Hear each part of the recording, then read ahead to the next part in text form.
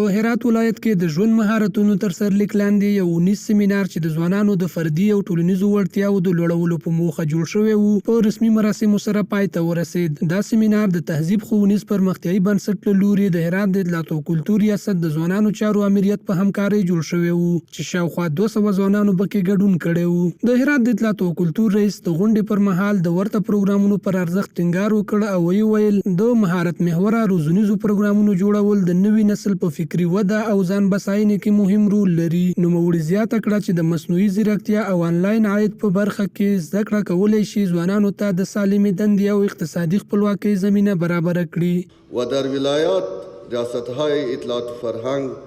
از طریق امیرت‌های جوانان خود همیشه پروگرام‌های آموزشی را طور رایگان دایر می‌کند و باید شما جوانان از این فرصت استفاده درست کند و برنامه‌هایی که از طرف استادان برای شما تدریس می‌شود به خوبی یاد گرفته و در صورت ضرورت در جامعه عملی نماید. په ورته مهال د اطلاعات او کلتور ریاست د ځوانانو چارو امیر هم د ځوانانو د فکري ټولنیز او اقتصادي ودې لپاره د دوامدارو فرصتونو پر برابرولو ټینګار وکړ او دا یې د دې امریت له مهمو لومړیتوبونو څخه وبلل. جوانای خود را رشد شخصیتی بدیم، جوانای خود را در جهت هدف گذاری، در جهت رشد و تقویت ارتباطات، در جهت آنچه که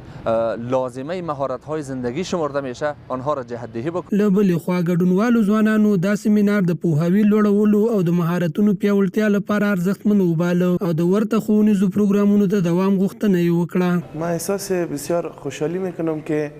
به این برنامه شرکت کردیم و میتونه جوانان دیگه هم از این برنامه مستفید شوند. من خیلی خوشحالم که به این فضای امنیت باز هم به ریاست اطلاعات فرهنگ و به ما خیلی سهولت ها و ایجاد کرده بود. په داسې حال کې چې د مهارتونو زده کړه د نننۍ زمانې مهمه اړتیا بلل کیږي د ژوند مهارتونو دا ډول پروګرامونه کولی شي د ځوان نسل لپاره د روښانه راتلونکي بنسټ کیږدي.